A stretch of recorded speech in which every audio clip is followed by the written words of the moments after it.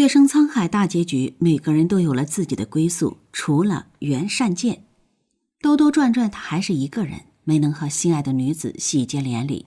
等了5年，终于向程少商求婚，眼看少商也答应了，一切有条不紊的进行，却被霍不疑的归来打乱了阵脚。即使有着痛苦的回忆，隔着5年的光阴，程少商还是选择了霍不疑。袁善见也因为父亲的原因自请下放。在华县，他对凌不疑说：我一直以为少商和我很像，但其实我错了。我深厌至死不渝、情深似海的感情，我自小认定，太过深挚的感情如利刃，如剧毒，会拖累自己的大好前程，会消磨雄心壮志。可少商不是，他常说自己凉薄自私，可他也会羡慕自己父母情深。其实你们才是一样的深情之人。这段话像是自省，但更说出为什么5年后的程少商和霍不疑明明更成熟了，却更坚定地选择彼此的原因。人生万事抵不过一个情字，而程少商和霍不疑的深情源于经年累月的彼此救赎。他们从2个踽踽独行的行路人变成相互扶持、共同进退的伴侣。1. 缺爱的程少商因霍不疑得到世间所有偏爱。程少商的凉薄是成长环境造成的，刚出生就被父母留在家中，受尽各式的虐待，差点死在郊外的庄子上。10几年后父母归来，一向严苛的亲生母亲看不上粗鄙的女儿，采取打压式教育，这让少商对家人的眷恋又少了几分，尤其是母爱。所以他开始学着万事自己筹谋，也始终认为自己运气不好。明明见识了娄家的局域，仍选择嫁给娄瑶，是因为娄瑶虽没有大才干，却是对他最好的人。为了表明心意，一路从都城追到华县，愿意陪少商做一切他喜欢的事，搜罗他喜欢的吃食。在别人眼中一无是处的少商，是娄瑶心中足智多谋、机敏能干、最好的女娘。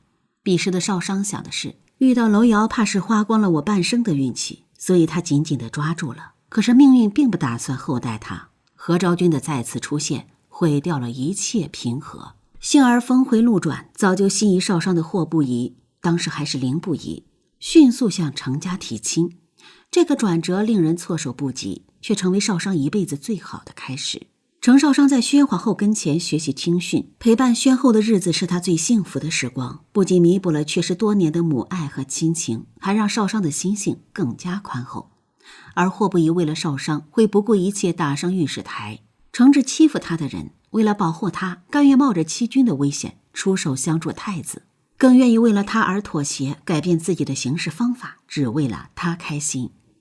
程少商在霍不疑的身上看到了爱意昭彰，得到了明目张胆的偏袒与爱护。在霍不疑身边，他可以张牙舞爪，可以天真烂漫，可以随心所欲，不会无端被斥责，得到全心全意的信任。有时候很讽刺，严厉的生母没能让少商改变，在温柔的宣后和包容他的霍不疑身边，程少商无论是礼仪还是行事都越来越妥帖，而且还充分施展自己的才能，造水车、种瓜果、制蔗糖，在文帝面前也越发自如，成为都城盛名一时的女娘。她在慢慢地散发属于自己的光彩，也难怪萧元一看着少商的背影，会一边感叹一边悔恨。真正的成长是不再急于成长，程少商就是如此。他不再急着逃离家庭和困境，他不再急于证明自己，不再执着于小女娘间的斤斤算计，他慢慢的却长成为最好的样子。这归功于爱，是霍不疑的偏爱与包容，让他跳出心境的桎梏，看到更广阔的天地。可以说，霍不疑的出现治愈了程少商辛苦又心酸的少女时光。2. 身负仇恨的霍不疑因程少商的深爱而圆满。霍不疑自小背负着霍家人的仇恨，他内心的晦暗却从不让人看到。在霍不疑心里，所有事情都没有复仇重要，所以他步步筹谋，很多时候看起来为少商好的事情里也掺杂着算计。对于霍不疑选择在大婚前3天图凌家满门以报仇，完全可以理解。多年过去，霍不疑始终没有找到直接的证据，而关键的证人被凌毅逐一灭口，所有的线索都断了，与自己相依为命的姑母含恨而亡。这种崩溃却无能为力的感觉太窒息了，但他无法言说。只能在雨夜买醉发疯，靠砸碎酒坛子来泄愤。就算此时的霍不疑已实权在握，是文帝最厚爱的11郎，可文帝也无法凭着一嘴说辞为他报仇。看到凌家被灭后，满朝文武都急着弹劾凌不疑，就知道了。因为等不了，所以只能舍弃少商，让少商和程家不必受牵连。这是霍不疑能想到的最好的办法，哪怕有一线希望，他都不愿意以放弃程少商作为复仇的代价。但程少商太聪明了，通过霍不疑持杏仁膏过敏，猜出对方的真实身份。事发前，程少商旁敲侧击，多次问霍不疑：“你有什么要对我说的吗？”只是每次都得到否定的答案。即便霍不疑欺骗他、隐瞒他，当晚他还是毫不顾忌地去找霍不疑，在众目睽睽下救走他。明明早就知道自己被放弃了，还是在文帝面前为他辩解，说出真相。如果不爱，哪怕有一点点私心，程少商也不会全然不顾自己，只想拉霍不疑出泥沼。如果不深爱，霍不疑也不会在自我放逐5年后还是放不下程少商，因为他知道他辜负少商太多，他的悔恨与自责日日夜夜如潮水淹没他，只有用下半辈子来对他好，才能偿还。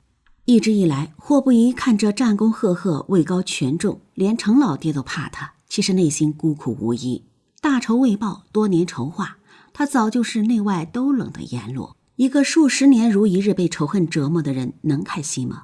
但程少商是撞开他心门的一道阳光，让霍不疑不自觉的有了笑容，有了生气。5年后的复合是缘分，更是霍不疑的圆满。尤其在华县一战，程家上下来相助，他们和少商站在一起，成为他最坚实的后盾。月生沧海的结局比原著更好，霍不疑没有一回都城就破坏元城的义亲，少商也没有那么多踌躇不定，只是在危难生死之际，真正发现对方对自己那么重要，才打开心结。为了对付反贼，霍不疑前往战场正面迎敌，程少商留在后方保护百姓。当他们双方踏上骏马时，应该没有人不为之动容吧？他们曾经是最亲密的爱人，如今又是并肩迎敌的战友，彼此信任与依靠太飒了。正如朱生豪先生曾说过的，我们都是世上多余的人，但至少我们对于彼此都是世界上最重要的人。程少商因为霍不疑的隐瞒，病得差点没了命，但他依然爱这个男人。霍不疑在千里之外的边关始终挂念少商，暗中为他保护家人，冥冥中他们早就把对方刻进骨血里了。好的爱情有韧性，拉得开，但又扯不断，就如程少商和霍不疑。